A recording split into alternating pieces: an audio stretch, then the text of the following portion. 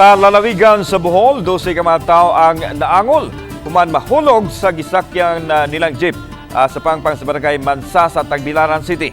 Nadala sa rescue team ang mga naangol, usa kanila ang 13 anyos nga bata. Gihigta na sa rescue team ang jeep aron dili mo nahos pagkahagbong ngadto sa pangpang. Matod ni Jeramer Kalipusan, nga maayo raman ang jeep nga iyang gimaniho sa ilang pagbiya sa daong Integrated Bus Terminal apan nawadan og brake ang jeep samtang padulog kini sa barangay Mansasa.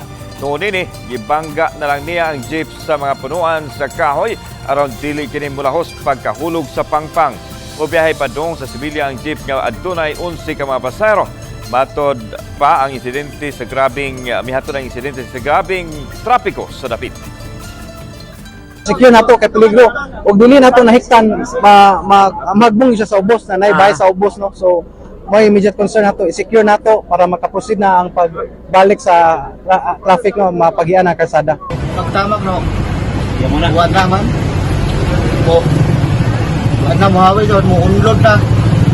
Unlod ang brake.